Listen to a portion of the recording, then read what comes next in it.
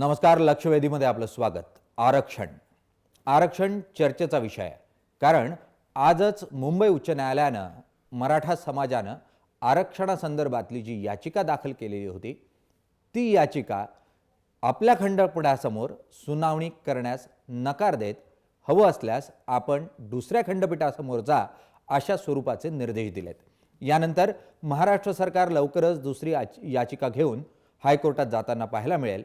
मात्र न्यायिक कक्षेमध्ये मराठ्यांना आरक्षण दिलं गेलं तर ते टिकेल का हा प्रश्न कायम आहे. आणि म्हणूनच आज आपण चर्चेला विषय घेतलाय तो आरक्षण. मराठ्यांचे राज्यातल्या विविध भागांमध्ये लाखोंचे मोर्चे हे आपल्याला पाहायला मिळत आहेत. आज नवी मुंबई आणि सोलापुरात काही लाखांचा मराठा समाजाचा मोर्चा जो आहे तो आपल्याला पाहायला मिळाला आणि त्यातून मागण्यांसाठीचा दबाव जो आहे तो सातत्यानं महाराष्ट्र सरकारवर वाढतोय. याच मागण्यांना महाराष्ट्र सरकार बळी पडेल का, महाराष्ट्र सरकार या मागण्या मान्य करेल का हा प्रश्न सातत्यानं उपस्थित होतोय आणि त्यातून काही प्रमुख मुद्देही उपस्थित होत आहेत. आपण कोणत्या प्रमुख मुद्द्यांवर चर्चा करणार आहोत त्याच्यावर एक नजर टाकूयात. पहिला मुद्दा, प्रगतीसाठी आरक्षण हाच एकमेव उपाय आहे का? आरक्षणानं मराठ्यांच्या समस्या संपतील, सुटतील? मराठा आरक्षण दिल्यास कोर्टात टिकेल का? मोर्चाच्या निमित्तानं मराठा समाज जागृत झालाय असं मानायचं का? आरक्षणाच्या निमित्तानं मराठा समाज एकसंघ होतोय असं चित्र निर्माण होत आहे का? हे प्रमुख मुद्दे आहेत जे आपण आज चर्चेला घेणार आहोत. या चर्चेसाठी म्हणून आपल्याकडे प्रमुख पाहुणे आहेत. ते म्हणजे प्रकाश आंबेडकर, भारिप बहुजन महासंघाचे अध्यक्ष. ते निश्चितपणे दलित समाजाची या पूर्ण मोर्चांकडे बघण्याची जी मानसिकता आहे ती काय या अनुषंगानं त्यांचं मत मांडतील. आणि त्याचबरोबर संभाजी ब्रिगेडचे विकास पासलकर आपल्याबरोबर आहेत, जे केंद्रीय निरीक्षक आहेत. ते मराठा समाजाची मुख्यतः भूमिका आपल्यासमोर मांडताना पाहायला मिळतील. यातून आपण मुख्यतः चर्चा पुढे घेऊन जाणार आहोत आणि सरकारची भूमिका याबद्दलची काय असेल. गणेश हाके भाजपचे प्रवक्ते काहीच वेळात आपल्याबरोबर असतील, आपण त्यांच्याशी चर्चा करू. पण या चर्चेमध्ये जर प्रेक्षक म्हणून तुम्हाला सहभागी व्हायचं असेल, तुम्हाला तुमचं मत नोंदवायचं असेल तर त्याची संधी तुम्हाला आहे. आमचं जे ट्विटर हँडल आहे जय महाराष्ट्र एन, यावरचा आजचा प्रश्न आहे, आरक्षणानं मराठ्यांची आर्थिक विवंचना संपेल काय? याचं उत्तर तुम्ही ट्विटरच्या माध्यमातून हो किंवा नाही या स्वरूपात देऊ शकता. कार्यक्रमाच्या शेवटी या उत्तराचा काय परिणाम आहे ते आपण जाणून घेण्याचा प्रयत्न करू. सर्वात अगोदर मराठ्यांचे लाखोंचे मोर्चे हे रस्त्यावर पाहायला मिळतात. त्यातून महाराष्ट्राचं राजकारण हे थोडंसं अस्थिर झालंय अशा स्वरूपाचं चित्र निर्माण झालंय. काय प्रमुख भूमिका मराठा समाजाची? संभाजी ब्रिगेडचे विकास पासलकर यांच्याकडे जाऊयात, त्यांच्याकडून जाणून घ्यात. पासलकर साहेब, आरक्षणानं मराठ्यांची आर्थिक विवंचना किंवा जे प्रश्न निर्माण झालेत ते सुटतील असं तुम्हाला वाटतं का? आणि म्हणूनच ही आरक्षणाची मागणी आहे का? हो, बरोबर आहे की आरक्षणाची जी मागणी आहे ती आज नव्याने निर्माण झाली अशी नाहीये. तर आरक्षण यासाठी गेल्या 30-40 वर्ष मराठा समाजाचा संघर्ष चालू आहे आणि म्हणून मराठा समाज हा सरसकट हा अतिशय खूप श्रीमंत आहे किंवा जी महाराष्ट्रातील जी विशिष्ट घराणे आहेत किंवा एक 100-150 कुटुंबांकडे पाहून मराठा समाजाचं जे सर्वेक्षण केलं जातं ते चुकीचं आहे. बहुसंख्य समाज हा अतिशय दारिद्र्य अवस्थेमध्ये आहे. त्यामुळं या समाजाचे जर प्रश्न सुटायचे असतील तर त्याला आरक्षण हे द्यावंच लागेल आणि आरक्षणाच्या माध्यमातून हा समाज आज रस्त्यावरती ज्याप्रमाणे उतरतोय त्यामध्ये विशेषतः तुम्हाला तरुण मुलांचं प्रमाण जास्त दिसतंय. त्याच्यामध्ये कॉलेज विद्यार्थी आहेत, विद्यार्थिनी आहेत. या समाजाच्या भावना अतिशय तीव्र आहेत. कारण केवळ फक्त आम्ही मराठा समाजामध्ये जन्माला आलेलो आहोत आणि म्हणून आम्हाला जर शाळा कॉलेजमधील विद्यार्थ्यांना ॲडमिशनमध्ये जर टक्के पडून सुद्धा त्या ठिकाणी ॲडमिशन मिळत नाही, नोकरीमध्ये आम्हाला त्या ठिकाणी संधी मिळत नाही आणि म्हणून या दोन प्रमुख मागण्यांसाठी केवळ आम्ही मराठा समाजाच्या मागण्या सातत्याने सरकारसमोर मांडलेल्या आहेत की मराठा समाजाचा सरसकट ओबीसी मध्ये समावेश करावा आणि मराठा समाजाला शिक्षण आणि नोकरी या दोनच विषयामध्ये त्यांनी त्या ठिकाणी समावेश करून त्या विषयाचे मार्ग काढावा, कारण हा अतिशय जिव्हाळ्याचा प्रश्न झालेला आहे मराठा समाजाच्या दृष्टिकोनातून. अगदी मग आरक्षण मिळालं तर शिक्षण मिळेल. गौरवशाली इतिहास विकासजी तुमचा मुद्दा कळला. आरक्षण मिळालं तर शिक्षण मिळेल, शिक्षण मिळालं तर नोकरी मिळेल, नोकरी मिळाली की आर्थिक उत्पन्न वाढेल, समाज सुधारेल, हा तुमचा युक्तिवाद. बाळासाहेब आंबेडकर आपल्याबरोबर आहेत, आपण त्यांच्याकडे जाऊयात. त्यांचा समाज हा वर्षानुवर्ष आरक्षण घेतोय आणि आरक्षणानं समाज सुधारला का? त्यांना शिक्षण मिळालं का? त्यांना नोकरी मिळाली का? त्यांना आर्थिक विवंचनेतून बाहेर पडता आलं का?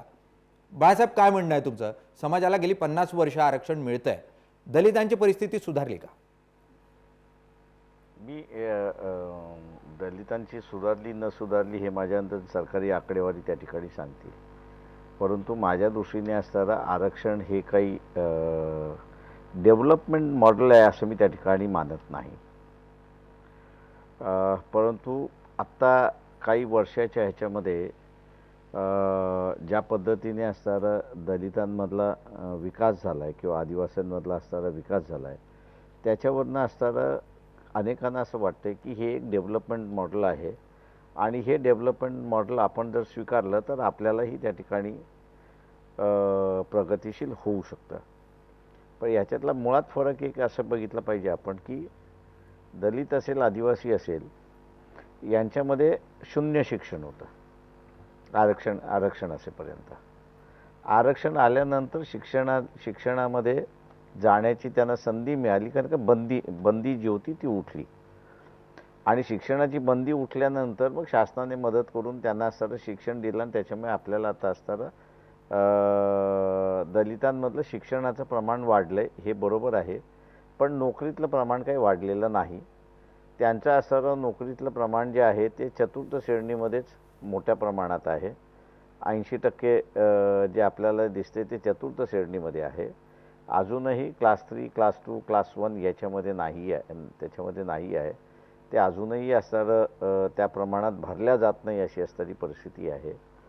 त्याच्यामुळे मी आरक्षण हे काही डेव्हलपमेंटल मॉडेल बघत नाही, परंतु आरक्षण हे जे तत्त्व आहे हे लोकांना कुठेतरी शाश्वत करतं की सरकार आपल्याबरोबर आहे आणि सरकार आपल्यासाठी काहीतरी करते, ही त्याला एक नवीन ऊर्जा निर्माण होते आणि त्या ऊर्जेवरती तो असणारा विकसित करत असतो. मग बाळासाहेब, हीच ऊर्जा मराठा समाजाला आज गरजेची असं तुम्हाला वाटतं? मराठा समाजाला आज आरक्षणाची गरज आहे? जर त्यांना विकसित व्हायचं असेल, एक डेव्हलपमेंट मॉडेल म्हणून ते जे मांडताय ते मॉडेल म्हणून ते सक्सेस होऊ शकतात जर आरक्षण मिळालं तर? मी अनेक ज्या समाजाची असणारी चर्चा ह्या ऐकतोय, पण आज पहिल्यांदाच माझ्या अंदाजानं आम्ही जे असणारं याच्या अगोदर मांडत होतो की सत्ता जी आहे ती 69 कुटुंब आम्ही त्यावेळेस सांगितली होती की त्यांच्या हातामध्ये केंद्रित आहे. मग राजकीय सत्ता असेल, सामाजिक सत्ता असेल, शैक्षणिक सत्ता असेल किंवा सहकारातली सत्ता असेल. त्यावेळेस सरसकट आम्हाला असणारा अँटी मराठा म्हणून त्यावेळेस मानण्यात गेलं होतं.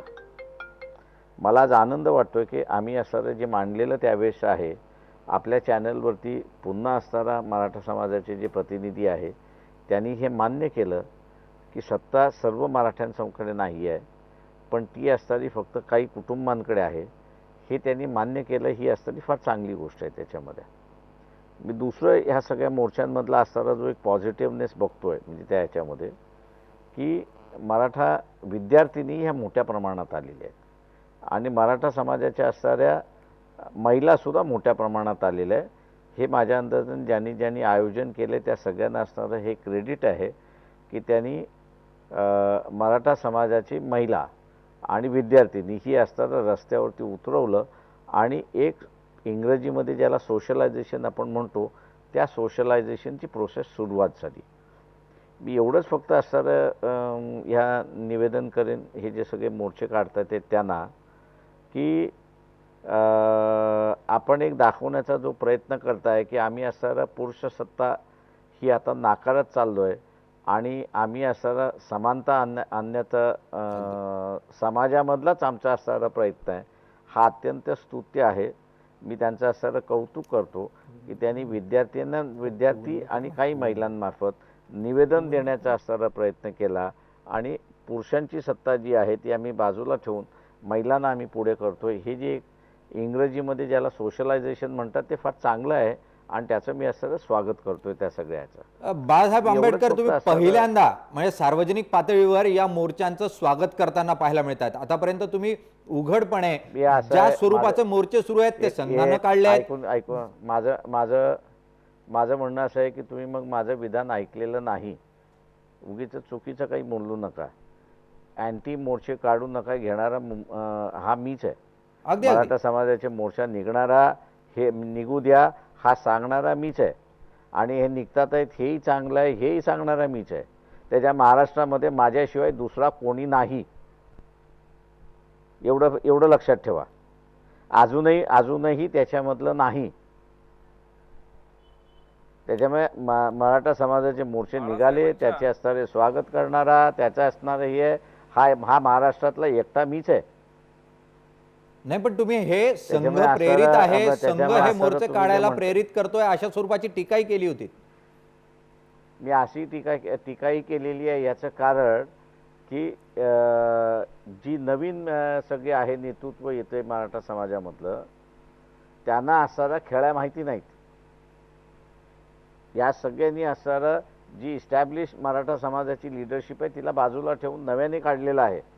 तेव्हा नव्यानं काढलेल्या ह्याच्यामध्ये कोल्हापूरमध्ये काय घडलं हे आपल्याला माहीत आहे आणि म्हणून सावधतेच्या इशाऱ्यातून असणारं ह्या मोर्चामध्ये कोण कोण घुसायला मागतंय आणि कोण कोण घुसतंय याची असणारी एक त्यांना सांगितलेलं आहे त्याच्यामध्ये.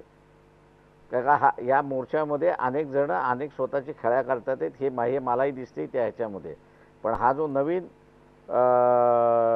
मराठा समाजातला तारुण्य जो बाहेर आलेला आहे आणि तो स्वतःच्या व्यथेवरती बोलतोय, मला एवढंच फक्त असणारं वाटू नये की जसं गुजरातचं आंदोलन उभं राहिलं हार्दिक पटेलचं अगदी आणि त्याचं असणारं काहीच फलतोय न राहता त्याचं असणारं आंदोलन पुन्हा जिरून घेतलं, त्याच पद्धतीने असणारं हे आंदोलन जिरू नये अशी माझी स्वतःची इच्छा आहे.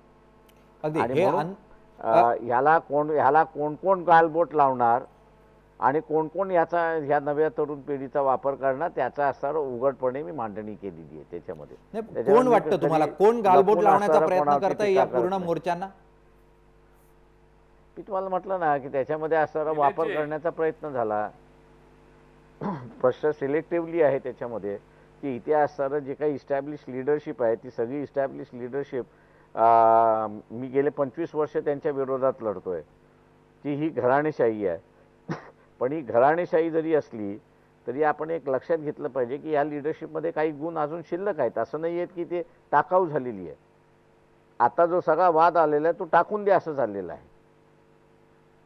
त्याच्यामुळे मराठा समाजामधलं सुद्धा मी अनेक उदाहरणं देऊ शकतो की ज्यावेळेस आम्ही असणारं गरीब मराठ्याला असणारं उभं करण्याचा प्रयत्न केला आणि त्याच्यामध्ये असणारं झालं त्यावेळेस असताना मराठा समाजही त्यांच्याबरोबर उभा राहिला नाही.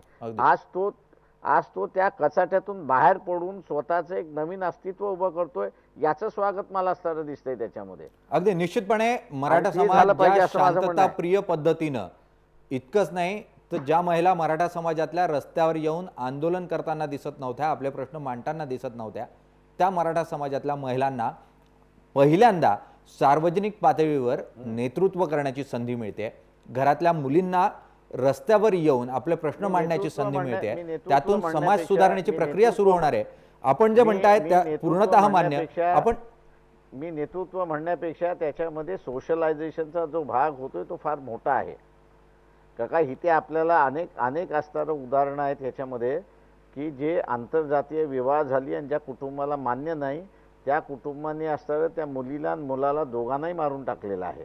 देशभरामधली उदाहरणं आपल्याला दिसतात आणि त्या पार्श्वभूमीवरती महिलांचं सोशलायझेशन होणं हे अधिक महत्त्वाचं आहे आणि ते हे मोर्चा करतायत हे मला त्याच्यातला सगळा आनंदाचा भाग आहे. अगदी सामाजिक अभिसरण ज्या स्वरूपात मराठा मोर्चांमधून होत आहे त्याचं स्वागत जे आहे ते या ठिकाणी होताना पाहायला मिळत आहे. आपण प्रमुख मुद्दा जो आहे आपल्या आजच्या चर्चेचा तो आरक्षण, मुख्यतः हायकोर्टानं या ठिकाणी आरक्षणासंदर्भातली जी याचिका आहे ती आपल्या खंडपण अगदी मी तुमच्याचकडे येतो विकासजी.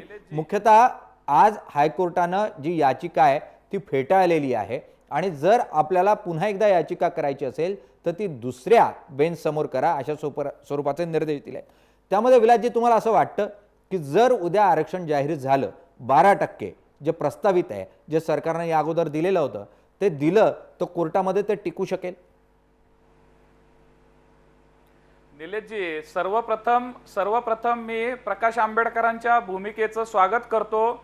त्यांनी जी भूमिका महाराष्ट्रामध्ये घेतलेली आहे, मला असं वाटतं की महाराष्ट्रामध्ये त्यांनी घेतलेल्या भूमिकेचं ते खऱ्या अर्थाने डॉक्टर बाबासाहेब आंबेडकरांच्या विचाराचे वारसदार आहेत. ते त्यांच्या रक्ताचे जरी वारसदार असले तरी त्यांच्या विचारांचे वारसदार होण्याचं त्यांनी जे धाडस दाखवलेलं आहे की मराठा समाजाचे जे मोर्चे निघतात, मराठा समाजामध्ये आरक्षणाच्या संदर्भात किंवा विविध विषयावरती हे उत्स्फूर्त मोर्चे निघत असताना त्या समाजामध्ये आतमध्ये काय खतखत आहे आणि त्या संदर्भातलं त्यांचं जे विश्लेषण आहे आणि त्यानंतर त्यांनी त्यांच्या समाजाला जे आव्हान केलेलं आहे की प्रतिमोर्चे काढू नयेत, प्रतिमोर्चे काढले म्हणजे काही विशिष्ट मंडळींचा जो हेतू आहे मराठा आणि दलित वाद निर्माण करायचा, त्या वादाच्या पार्श्वभूमीवरती किंवा तो वाद होऊ नये या दोन समाजामध्ये एक सामाजिक दृष्ट्या अतिशय चांगलं वातावरण निर्माण झालेलं आहे महाराष्ट्रामध्ये. तर केवळ फक्त कुणीतरी या वादाची परिणती होऊन दोन समाज तेढ निर्माण होऊ नये म्हणून त्यांनी जी भूमिका घेतली ती भूमिका सर्व महाराष्ट्रामध्ये घेताना सर्वांनी घ्यावी, ती दिसत नाहीये. मी प्रथमतः त्यांचं या घेतलेल्या भूमिकेबद्दल अभिनंदन आणि स्वागत केलेलं आहे. आम्ही स्वतः या 20 वर्ष 25 वर्ष महाराष्ट्रामधील अनेक संघटना हे सामाजिक ऐक्याचं काम करतंय आणि आम्ही कुठल्या प्रकारचं काम करतोय, सर्व समाजाला बरोबर घेऊन जाण्याचं काम करतोय. त्यामुळं प्रकाश आंबेडकरांच्या भूमिकेचं मी निश्चित असं स्वागत करतो. नाही, पण विलासजी, ज्या स्वरूपामध्ये मोर्चे निघताय, मोर्चे शांततेच्या मार्गाने आहे, लाखोच्या संख्येने आहे, पण त्यातून जो दलित समाज आहे, जो ओबीसी समाज आहे, त्यामध्ये एक भीतीचं वातावरण पसरत आहे का? त्यातून एक दहशत दबाव तयार करण्याचा प्रयत्न केला जातोय का? असा जो युक्तिवाद केला जातोय, अशी जी टीका होते, त्या टीकेकडे तुम्ही कसं बघता? बिलकुल बिलकुल नाही, बिलकुल नाही असताना सांगतो त्याच्यामध्ये की एक असं आहे की विकासजी, आपण प्रकाशजींकडे जाऊयात, मी तुमच्याकडे परत येतो. हा प्रकाशजी, एक सांगतो की माझ्याकडे माहिती आहे की काही जण मुद्दामून हे ज्यावेळेस दलितांचे मोर्चे निघाले नाहीत, ओबीसीच्या रिॲक्शन्स आल्या नाहीत, त्यावेळेस काही जण दलितांकडे गेले आणि काही जण ओबीसींकडे गेले की मराठा समाजाचे असणारे जे मोर्चे निघतात आहेत, या मोर्चाच्या विरोध जो आहे तो पहिल्यांदा असा सांगण्यात आला की तो दलितांच्या विरोधात आहे. हा फार मोठ्या प्रमाणात प्रचार झाला आणि हा ज्यावेळेस माझ्या लक्षात आलं की बाई हे असं पेटवण्याचं चाललेलं आहे, तेव्हा आपण म्हटलं तर आपण भूमिका घेतली पाहिजे. तीच आत्ता मला असताना दिसतंय की ओबीसीच्या मध्ये सुद्धा की मराठा समाजाचं आरक्षण आलं तर तुमचं आरक्षण जाईल असाच प्रचार त्या ठिकाणी केला जातोय. आणि हे करणाऱ्या ज्या शक्ती आहेत त्या मी अगोदर आयडेंटिफाय केलेले आहेत, त्याच्यामध्ये पुन्हा आयडेंटिफाय करण्यामध्ये अर्थ नाही आहे. परंतु हा प्रयत्न चालला होता की त्याच्यामध्ये अशा रीतीने महाराष्ट्राचं जे आहे ते वातावरण बिघडलं पाहिजे, समाज हा जातीच्या नावाने तिथे उभा राहिला पाहिजे आणि अशी काही भिंती उभ्या राहिल्या पाहिजेत की ज्याच्यामध्ये एकमेकांचा विस्तव जाणार नाही, अशा रीतीची असणारी व्यूहरचना होती. मी या महाराष्ट्राच्या जनतेचा असणारा कौतुक करेन की मी साधा फक्त असणारं तिथं निमित्त झालो आणि कोणीही आता रिॲक्शन देत नाही, हे माझ्या दृष्टीने फार चांगलं आहे. अत्यंत स्वागतार्ह गोष्ट आहे. अन्यथा जी कायदा सुव्यवस्थेची परिस्थिती तयार झाली असती ती निश्चितपणे पुरोगामी म्हणवणाऱ्या महाराष्ट्रासाठी दयनीय अशी परिस्थिती म्हणून बघितली गेली असती. विलासजी या मुद्द्यावर बोलत होते. विलासजी, मुख्यतः जो आक्षेप घेतला जातोय की एक दबाव गट तयार केला जातोय, एक दहशत तयार करण्याचा प्रयत्न केला जातोय, काय बघता या टीकेकडे? मुख्यतः कशा स्वरूपात तुम्ही बघता? बघा, हे निलेशजी तुम्ही लक्षात घ्या की जो पराक्रमी समाज आहे, ज्याच्यामध्ये लढण्याचे अत्यंत आक्रमकता आहे, तो समाज आज शांततेच्या मार्गाने, संयमाच्या मार्गाने, गांधीजींच्या आणि बुद्धाच्या मार्गाने चाललेला आहे. हे लक्षात घ्या. 350-400 वर्षापूर्वी ज्या समाजाने इतिहास घडवलेला आहे, असा गौरवशाली इतिहास घडवणारा समाज, हातामध्ये तलवारी घेऊन लढणारा समाज आज संयमाचं दर्शन घेतोय, लाखोच्या संख्येने मोर्चे येत आहेत, समाजाचे उत्स्फूर्त लोक रस्त्यावरती उतरतायत आणि लोक उतरत असताना लोक कुठलीही घोषणा देत नाहीयेत मोर्चामध्ये. संपूर्ण मोर्चातून जात असताना त्या ठिकाणी फक्त जे कोर कमिटीने किंवा ज्या लोकांनी समाजाच्या लोकांनी जे ठरवलेले ते निवेदन आम्ही कलेक्टरकडे देतोय आणि विशेषतः दलित बांधवांना आणि ओबीसी बांधवांना कुठेही घाबरून जायचं काही कारण नाहीये, कारण हा कुठल्या समाजाच्या विरुद्धची आमची ही लढाई नाहीये.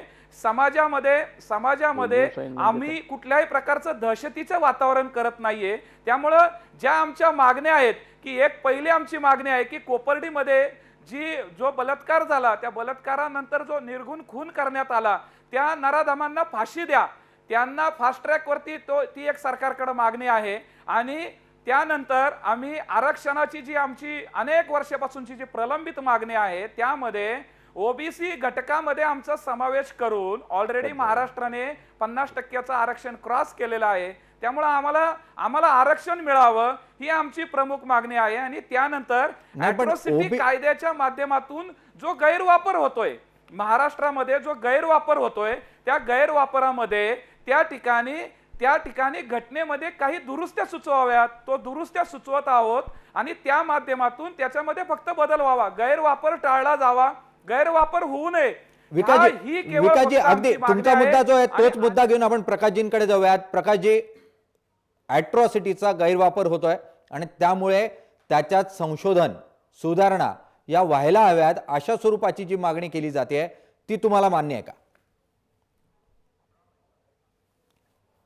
प्रकाशजींशी संपर्क या ठिकाणी नाही होता आपला, आपण पुन्हा त्यांच्याकडे जाऊयात. पण प्रमुख जो मुद्दा येतोय की या ठिकाणी आरक्षणाबरोबर दुसरी जी प्रामुख्याने मागणी येते ती अॅट्रॉसिटीची आणि तोच वादाचा मुद्दा होतोय. कारण दलित समाजातला एक वर्ग आहे जो म्हणतो अॅट्रॉसिटीचा गैरवापर होतो, अशा स्वरूपाचा युक्तिवाद काही मान्य नाही आणि त्यामुळे त्यात कोणताही बदल जो आहे तो मान्य होणार नाही.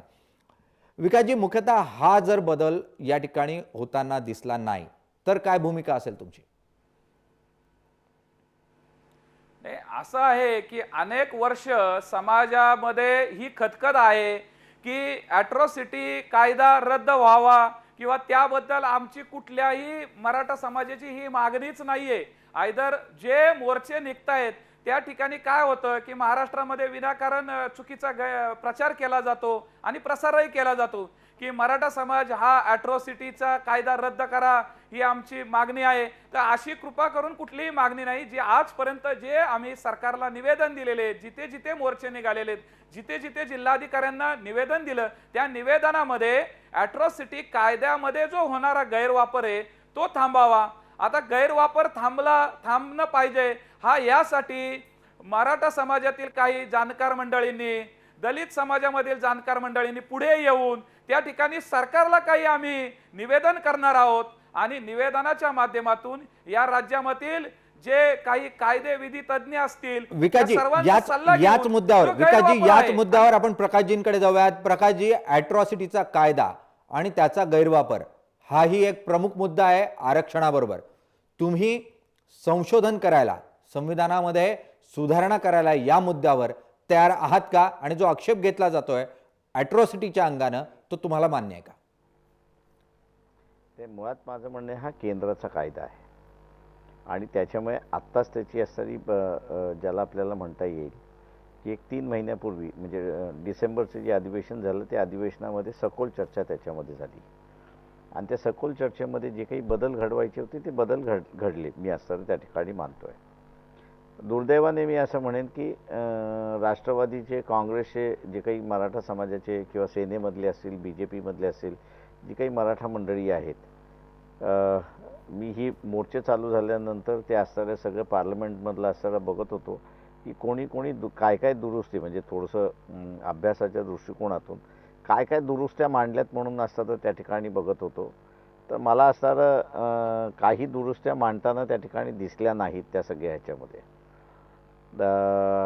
आणि म्हणून मला वाटतं आता असणारं जे काही दुरुस्तींच्या संदर्भातला असणारं जी काही चर्चा आहे ती चर्चा माझ्यानं सुरुवात करायची असेल तर मी असं म्हणेन तिथे की आता हे जे मोर्चामधले जे नेतृत्व करणारी सगळी मंडळी आहेत त्यांनी बसून त्यांनी एक मसुदा तयार केला पाहिजे की त्याच्यामध्ये त्यांना कुठल्या असणाऱ्या गोष्टींवरती बदल झाला पाहिजे असं वाटतोय, कुठच्या ह्याच्यामध्ये संशोधन झालं पाहिजे असं वाटतंय, असं त्यांनी असणारं एक निवेदन तयार केलं पाहिजे. आणि त्या निवेदनाच्या आधारे धरून मग असणारं ही चर्चा होऊ शकते त्याच्यामध्ये की खरंच काही गोष्टी त्याच्यामधल्या अडचणीच्या आहेत, काही आहेत. पण माझ्या माहितीप्रमाणे मी असं सांगतो की माझा एक लोकांना नेहमीच सल्ला असतो की ॲट्रॉसिटी कायद्यामध्ये असणारं मॅक्सिमम पनिशमेंट ही असणारी 2.5 वर्षाची आहे. तुम्ही IPC खाली असणारं इंडियन पेनल कोड खाली असणाऱ्या केसेस दाखल केल्या तर त्यांना असणारं लाईफलाँग सजा ही असणारं होऊ शकते. त्याच्यामुळे हा जो ॲट्रॉसिटीचा जो कायदा आहे मुळात, हा ॲट्रॉसिटीचा कायद्याकडे ज्या ठिकाणी बघत असताना फक्त स्पेसिफिकली केसेस कशा रीतीने दाखल कराव्यात, कशा रीतीने कराव्यात, त्याच्यानंतर हा जो समूह आहे ॲट्रॉसिटीमध्ये येणारा जो आहे त्याला जे काही नंतर अडचणी बसत होत्या त्या सगळ्या ह्याच्यामधल्या त्याच्यामधनं हॅलो हां, अरे बापरे. विकाजी प्रकाशजी जो प्रमुख मुद्दा मांडत होते की ज्या स्वरूपामध्ये जर प्रमुख काही सुधारणा सुचवल्या जात असतील मराठा समाजाकडून, पहिल्यांदाच अशा स्वरूपाची उघडपणे वाच्यता जी आहे ती प्रकाश आंबेडकरांकडून केली जाते आहे की जर सुधारणा असतील तर त्याचे प्रमुख मुद्दे हे मराठा संघटनांनी, मराठा नेतृत्वानं काढावेत आणि त्यात कोणत्या स्वरूपाच्या सुधारणा या संभवतात, शक्य आहेत, यावर चर्चा होऊ शकते. मात्र आजही जर आपण बघितलं तर ॲट्रॉसिटीत फक्त 2.5 वर्षांची शिक्षा ही IPCमध्ये आहे. अशा परिस्थितीमध्ये अजून सुधारणा करून हा कायदा किती कमकुवत करणार हा प्रमुख प्रश्न जो आहे तो या ठिकाणी निर्माण होतोय. आणि त्यामुळे जर मराठा समाजाला ॲट्रॉसिटीबद्दलच्या काही अडचणी असतील तर त्या प्रमुख अडचणी काय आहेत, तुम्ही कोणत्या प्रमुख ज्या लूपहोल्स आहेत, ज्या स्वरूपाचा गैरवापर होतोय तो कोणता गैरवापर आहे, तुम्ही काय सांगू शकाल? निलेशजी, काय झालेलं आहे की आपण हे समजून घेतलं पाहिजे की महाराष्ट्राच्या ग्रामीण भागामध्ये विशेषतः छोट्या छोट्या गोष्टींवरनं जे वाद होतात आणि त्या वादाची परिणिती ॲट्रॉसिटीच्या कायद्याखाली कुटुंब अटक होतात. मग कधी कधी महिलांना त्या ठिकाणी जावं लागतं किंवा काय.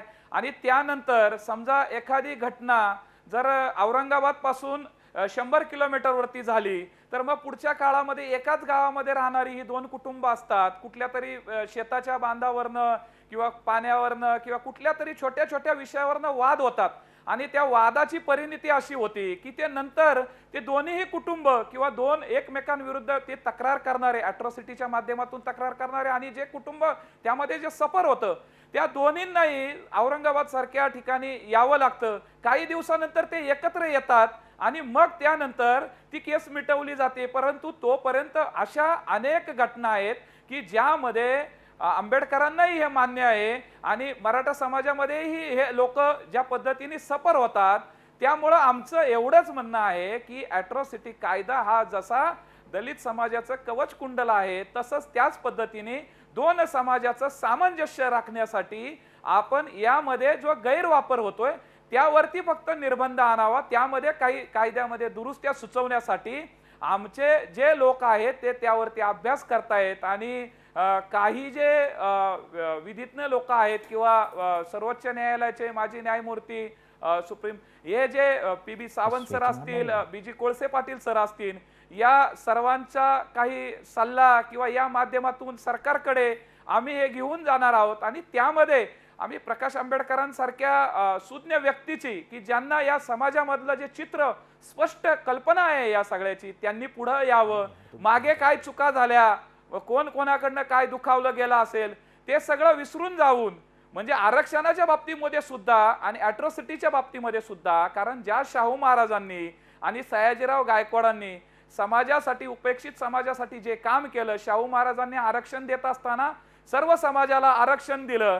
आज शाहू महाराजांची लेकरं, शाहू महाराजांचे वारसदार, सयाजीरावांचे वारसदार जर आरक्षणासाठी रस्त्यावरती येत असतील तर त्या ठिकाणी सर्वांनी मोठं होऊन मराठा समाजामधले आंबेडकर, मराठा समाजामधले शाहू आणि मराठा समाजामधले सयाजीराव यांना आज आरक्षणाच्या माध्यमातून ताकद दिली पाहिजे, आरक्षणाचा लाभ दिला पाहिजे.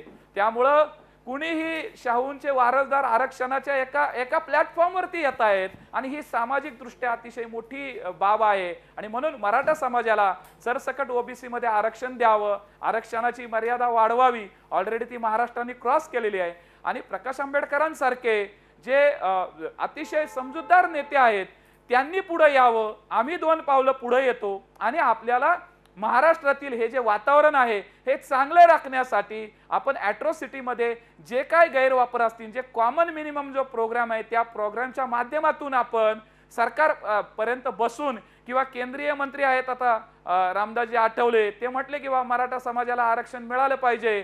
परंतु त्यानंतर त्यांची जे काही मोर्चे किंवा अतिमोर्चे त्या पद्धतीने ज्या पद्धतीने जे विधान येते ते विधान आलं नाही पाहिजे. कारण आपण फुले शाहू आंबेडकरांची चळवळ चालवतो. विकासजी तुमचा मुद्दा कळला. आपण प्रकाशजींकडे जाऊयात पुन्हा. प्रकाशजी, तुम्ही जे बोलत होतात आपण मध्ये आपला संपर्क तुटला आणि आपला मुद्दा अपूर्ण राहिला. मुख्यतः 2.5 वर्षांची शिक्षा ही ॲट्रॉसिटीमध्ये आहे. मराठा समाज हा सातत्यानं मागणी करतोय की ग्रामीण भागामध्ये ॲट्रॉसिटीचा गैरवापर होतोय, तो ज्या स्वरूपात होतोय तो काढून टाकण्यासाठी म्हणून सुधारणा गरजेच्या आहेत. तुम्ही म्हणतात की सुधारणा शक्य आहे जर हे मुद्दे पटवून दिले गेले, योग्य पद्धतीनं त्यावर चर्चा होऊ शकते.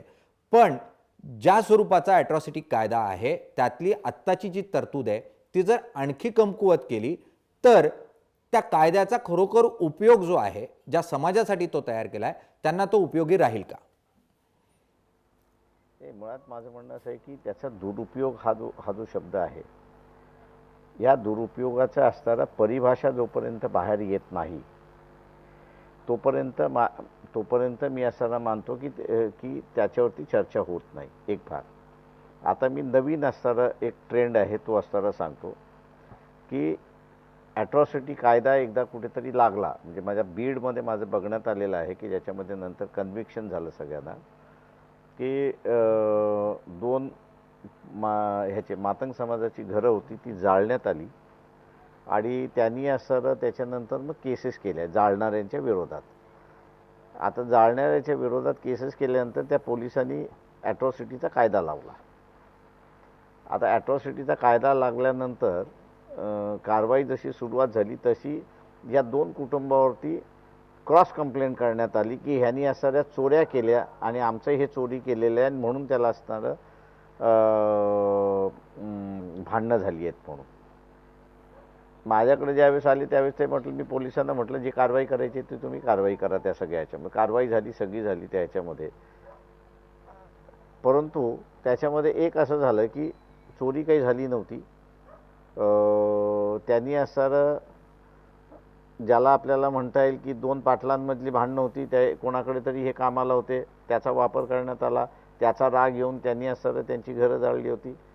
माझं म्हणणं आहे त्याच्यामध्ये असं की ही ज्यावेळेस आपण हे करतोय त्याच्यामुळे काही गोष्टी या जर माझ्या अंदाजानं मराठा समाजाने स्वतःच्या भांडणामधला असणारं जर आपल्याकडे काम करणारा एखादा दलित असेल त्याला जर वापर केला नाही तर मी असताना म्हणेन की 80% हा जो गैरवापर म्हटला जातो तो पूर्णपणे त्या ठिकाणी थांबला जाईल. अगदी.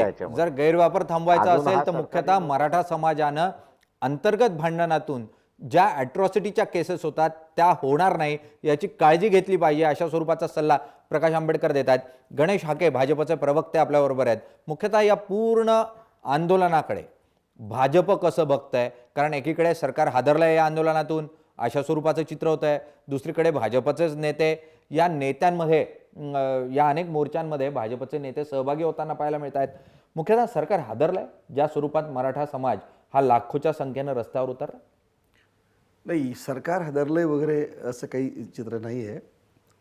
पण या ज्या पद्धतीनं मराठा समाजाचे मोर्चे निघत आहेत त्याच्या संदर्भामध्ये गांभीर्यानं सरकार विचार करत आहे की हे जाणून घेण्याचा प्रयत्न करत आहे किंवा की अचानक आत्ताच अशा स्वरूपाचे मराठा समाजाचे मोर्चे का निघायला लागले आहेत. गेल्या अनेक दिवसापासूनची त्यांची आरक्षणाच्या संदर्भातली मागणी आहे. आजच ॲट्रॉसिटीच्या संदर्भामध्ये त्यांना असं का वाटायला लागलं की ॲट्रॉसिटी ही मध्ये काही सुधारणा झाल्या पाहिजेत, काही बदल झाले पाहिजेत असं वाटायला लागलं. तर या अनुषंगानं सरकार गांभीर्यानं या संदर्भामध्ये विचार करत आहे आणि सरकारनं असं ठरवलेलं पण आहे की एक मंत्री गटाची एक स्थापना करून प्रत्येक जिल्ह्यात जाऊन मराठा समाजाच्या नेत्यांशी नाही, पण ज्या लोकांमध्ये एक कॉमन पीपल, ज्या सर्वसामान्य जो मराठा समाजातला माणूस आहे त्यांच्याशी, तरुणांशी, विद्यार्थिनीशी बोलून की हे जाणून घ्यायचं किंवा तुम्हाला हे यातून नेमकं आपल्याला काय करता येईल, कशा पद्धतीचा पर्याय शोधून आपल्याला नाही, पुढे येता येईल. आजच हायकोर्टानं जी याचिका सरकारची होती ती पूर्णतः फेटाळून लावलेली आहे आणि जर तुम्हाला पुन्हा याचिका करायची असेल तर तुम्ही दुसऱ्या बेंच समोर करा असे स्पष्ट निर्देश दिले.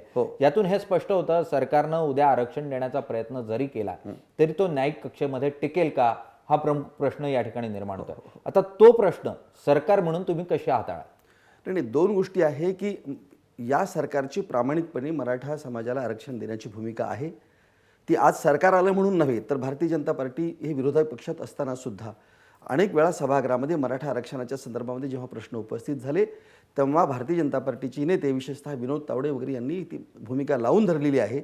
आणि विधिमंडळामध्ये नागपूरच्या अधिवेशनामध्ये खरं तर म्हणजे भारतीय जनता पार्टीच्या नेत्यांनीच आग्रह धरल्यामुळंच ती नारायण राणेंच्या अध्यक्षतेखाली समिती आयोग नेमून त्याच्या संदर्भातली ती चौकशी करण्याचा निर्णय त्या तत्कालीन सरकारने घेतला होता आणि त्यांच्या शिफारशीनुसारच मराठा आरक्षणाच्या संदर्भामध्ये तो सरकारने निर्णय घेतला होता.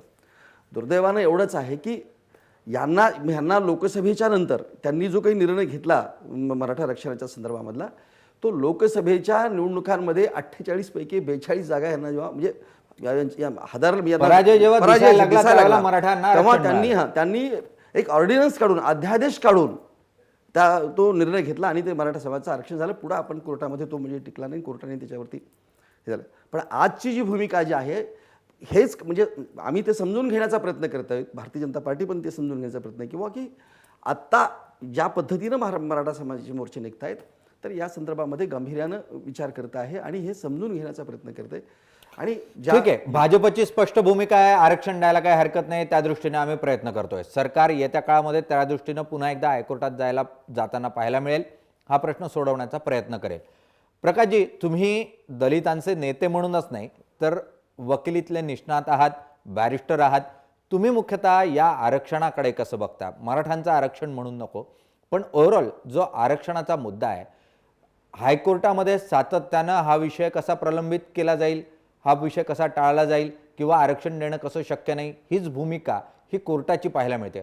तुम्हाला वाटतं न्यायिक कक्षेमध्ये जर उद्या मराठा समाजाला आरक्षण दिलं गेलं तर ते टिकू शकेल? मी आपल्याला 1950 साली मद्रास हायकोर्टाच्या संदर्भातला एक सुप्रीम कोर्टाचा निर्णय आहे आणि तो असा होता की ब्राह्मण समाजामधला एक गरीब वर्गाला आणि त्याच्याबरोबर इतर वर्गाला त्यांनी असं आरक्षण दिलं होतं. त्या संदर्भातला सुप्रीम कोर्टाचा निकाल असा आला की ते जे परिपत्र काढलेलं आहे हे चुकीचं आहे, अनकॉन्स्टिट्युशनल आहे आणि तुम्हाला काही करता येणार नाही. आणि त्याच्यानंतर माझ्या अंदाजाने पहिलं कॉन्स्टिट्युशनल अमेंडमेंट झालं. बाबासाहेब त्यावेळेस लॉ मिनिस्टर होते आणि अत्यंत कडव्या शब्दामध्ये त्यांनी ते बिल मांडलं. राजेंद्र प्रसाद आणि त्यांचं त्यावेळेस सभागृहामध्ये भांडण झालं आणि भांडण करताना त्यांनी असणारं राजेंद्र प्रसादांना म्हटलं की तुम्ही आता असणारं आपली भूमिका बजवत नाही आहात. कोर्टाने दिलेला निर्णय हा योग्य की अयोग्य ह्याच्यापेक्षा येणाऱ्या सरकारला ह्या रिझर्वेशनच्या निर्णयातून काय काय त्रास होईल हा सगळ्यात मोठा प्रश्न आहे. आज खालचे कोर्ट जे आहे तो निर्णय प्रमाण म्हणून मानतात आहे. तेव्हा त्या निर्णयाच्या संदर्भातला दोरायस्वामी म्हणून असणारी ती केस होती. त्या निर्णयाचा जोपर्यंत कोणीही निकाल लावत नाही अगदी तोपर्यंत ही जी कायदेशीर लढाई आहे या कायदेशीर लढाईमध्ये काही कोर्ट तुमच्या बाजूला असतील, काही कोर्ट तुमच्या बाजूने नसतील. त्याच्यामुळे आता आपण बघितलं की जे बेंच होतं ते बेंच नसल्यामुळे त्यांनी असं म्हटलं आमच्यासमोर नका, तुम्ही दुसऱ्याकडे घेऊन जा. त्याच्यामुळे हा जो टिकलिश इश्यू आहे त्या सगळ्या ह्याच्यामध्ये याला मला वाटतं असणारं त्या पहिल्या निर्णयाला चॅलेंज देऊन जर केलं तर कदाचित याच्यातनं मार्ग निघू शकेल. नाहीतर आपण बघितलं असेल की अनेक जणांचं जाट रिझर्वेशन असेल, इतर सुप्रीम कोर्टाने मान्य केलेलं नाही. हे जाटांचं रिझर्वेशन मान्य केलेलं नाही, इकडे पठालांचं आंदोलन सुरू आहे, त्यांना जे आरक्षण देण्याचा प्रयत्न गुजरात सरकारनं केला तेही या ठिकाणी मान्य होत नाही. महाराष्ट्रामध्ये मराठा समाजासाठी जे आरक्षण देण्याचा प्रयत्न झाला तोही कोर्टात मान्य होत नाही आणि तोच प्रमुख मुद्दा हा सध्या भाजपच्या सरकारसमोरचा आहे. एकीकडे तुम्ही आरक्षणाला पाठिंबा तर देताय, पण न्यायिक कक्षेमध्ये हे आरक्षण बसवायचं कसं हा प्रमुख तुमच्या समोरचा प्रश्न आहे. फक्त एक समूह, संख्येनं मोठा असलेला समूह आरक्षणाची मागणी करतो आणि राजकीय दृष्ट्या ती मान्य केली पाहिजे म्हणून तुम्ही ती मान्य करताय, की खरोखरच त्या समाजाला आरक्षण मिळावं या दृष्टीने न्यायिक कक्षेत ते काही बसवण्याचा प्रयत्न करणार आहात? नाही नाही, प्रामाणिकपणे भारतीय जनता पार्टीची या सरकारची मराठा समाजाला आरक्षण देण्याची प्रामाणिक भूमिका आहे. आता दोन आपण म्हटलं की मुळात आरक्षण हे आपल्याला माहीत आहे की घटनेनुसार सुद्धा आरक्षण हे फक्त काही जातीला किंवा धर्माच्या आधारावर दिलं जात नाही. ते सोशो इकॉनॉमिक म्हणजे सामाजिक आर्थिकदृष्ट्या मागासलेल्यासाठीचं ते आरक्षणाची तरतूद ती त्या संदर्भात आहे. आता दोन गोष्टी आहेत.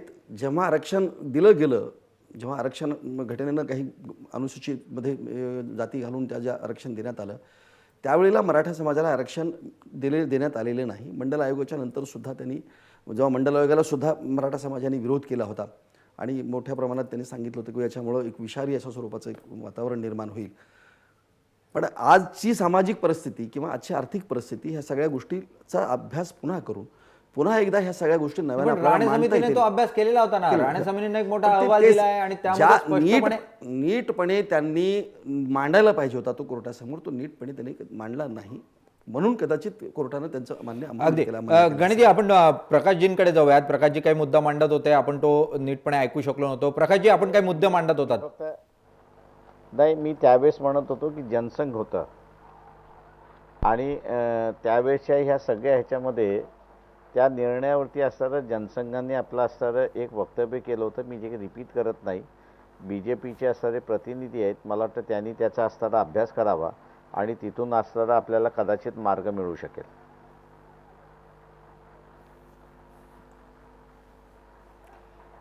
मुख्यतः जनसंघाचं ते उदाहरण देतात आणि ते म्हणतात तुम्ही अभ्यास करा, तिथून तुम्हाला मार्ग मिळू शकेल की कशा स्वरूपात हे आरक्षण दिलं जाऊ शकतं. यात जनसंघाचा आणि याचा काही संबंध नाही आहे. जनसंघ कुठल्या पद्धतीचं या आरक्षणाच्या संदर्भाबाबत काही त्यांनी असं वच्चता केलेली नाही किंवा करण्याची, म्हणजे आम्ही जनसंघाचा सल्ला घेऊन या सगळ्या गोष्टी पुढे करतो वगैरे अशातली भाग नाही आहे.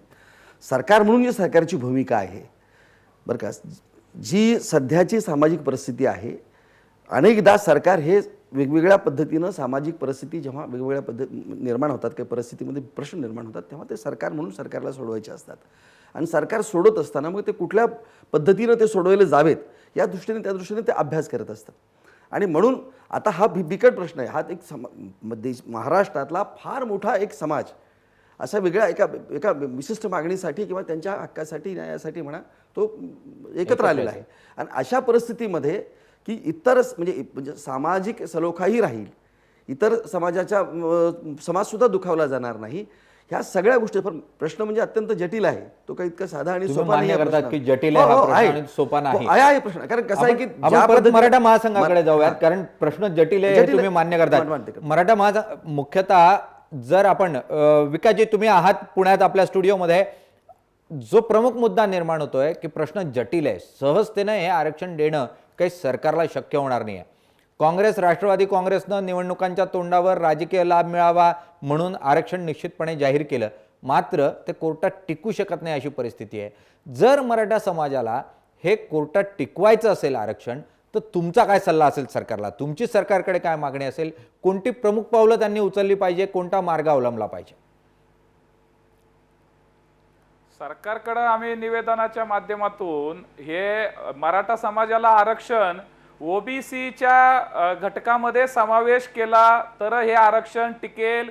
कारण मागच्या सरकारने जे आरक्षण दिलं ते संविधानात्मक ते टिकलं नाही न्यायालयामध्ये, कारण सरकारने त्या ठिकाणी प्रयत्न केला, परंतु ओबीसी स्टेटस जोपर्यंत मराठा समाजाला सामाजिक दृष्ट्या मागासले पण जोपर्यंत सिद्ध होत नाही तोपर्यंत हे स्टेटस प्राप्त होत नाही. म्हणून ओबीसीच्या स्टेटसमध्ये मराठा समाजाचा सरसकट समावेश करावा आणि त्यानंतर, कारण आपण तामिळनाडू किंवा कर्नाटक किंवा हरियाणा या राज्यांचा आपण जर रेशो पाहिला तर ऑलरेडी हे राज्य 50% वरती यांनी आरक्षणाची मर्यादा ओलांडलेली आहे. अगदी आणि ओबीसीचा OBC तुमचा मुद्दा, आपण ओबीसीचाच मुद्दा घेऊन पुन्हा प्रकाश आंबेडकर यांच्याकडे जाऊयात. प्रकाशजी, मुख्यतः आत्ता ओबीसी समाजाचा आवाज बुलंद करण्यासाठी ओबीसींना ज्या नेतृत्वाची गरज आहे ते नेतृत्व महाराष्ट्रात अस्तित्वात नाही, अशा स्वरूपाचं चित्र पाहायला मिळत आहे. अनेक नेते ते आपल्याकडे घेऊ पाहतात. पण अशा परिस्थितीमध्ये जर ओबीसीमधलं आरक्षण हे मराठा समाजाला उद्या भाजपच्या सरकारनं देऊ केलं तर ओबीसी समाजावर अन्याय झाला अशी मानसिकता तयार होणार नाही का? असं चित्र तयार होणार नाही का? मला असे म्हणजे आपण ज्या पद्धतीने विचार करताय त्या पद्धतीने मी काही विचार करत नाही. याचं कारण की सामंजस्य निर्माण करणं हा त्याच्यातला सगळ्यात महत्त्वाचा आहे. आणि सरकार जे बसलेलं आहे हे सरकार कशा रीतीने हँडल करणार याच्यावरती अवलंबून आहे. त्याच्यामुळे असणारा ओबीसीमध्ये मराठा समाज गेला की डायरेक्ट ओबीसींचा असणारा उद्रेक होईल असं आपण जे म्हणतो आहे, कदाचित होऊ शकतो, मी नाही असं म्हणत नाही, पण त्याला हँडल कसं सरकार करते याच्यावरती अवलंबून आहे. अगदी कशा स्वरूपामध्ये सरकार मुख्यतः हा पूर्ण प्रश्न हाताळतं हे महत्त्वाचं आहे. पण निश्चितपणे स्वागतार्ह बाब जी सर्वच पातळींवर स्वागत म्हणून बघितली जाते ती म्हणजे मराठा समाजानं एकजुटीनं ज्या स्वरूपाचे मोर्चे रस्त्यावर उतरून काढलेले आहेत, शांततेच्या मार्गाने काढले आहेत, मोर्चाच्या स्वरूपातले काढलेले आहेत आणि त्यातून एक दबावगट निर्माण करण्याचा जो प्रयत्न मराठा समाजानं केला आहे, यामध्ये मराठा समाजानं घरातली स्त्री, घरातली मुलगी यांना जे सामाजिक अभिसरण देण्याचा प्रयत्न केलेला आहे, त्यातून समाज ज्या स्वरूपात पुढे जाणार आहे सामाजिकदृष्ट्या त्याचं स्वागत हे सर्व पातळीवर होत आहे. प्रकाश आंबेडकरांनी स्पष्टपणे सांगितलं की जर ॲट्रॉसिटीचा मुद्दा असेल आणि त्याचा गैरवापर होतो असं जर कोणी नमूद करत असेल तर काही मुद्दे काढण्यात यावे, त्यातून चर्चा काही प्रमाणावर होऊ शकते. मात्र मराठाच समाज हा आपापसातल्या वादांमध्ये ॲट्रॉसिटीचा गैरवापर करतो असाही आरोप ते करायला विसरत नाही. पण निश्चितपणे ज्या स्वरूपात मराठा समाजानं एकत्रितपणे एक मोठा दबावगट आणि सामाजिक विकासासाठी, सामाजिक अभिसरणासाठी जे अहिंसक असं आंदोलन उभं केलेलं आहे त्याचं स्वागत प्रत्येक ठिकाणी होताना पाहायला मिळतं आहे.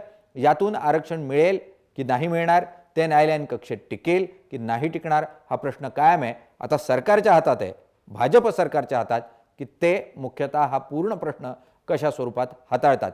आपला जो आजचा ट्विटरचा प्रश्न होता, जे आपले प्रेक्षक आहेत त्यांची प्रतिक्रिया जाणून घेण्यासाठी आपण जो प्रश्न घेतला होता, आरक्षणानं मराठ्यांची आर्थिक विवंचना संपेल का? काय म्हणतात प्रेक्षक आपले ट्विटरच्या माध्यमातून, त्यांनी काय प्रतिक्रिया नोंदवलेली आहे आपण बघूयात.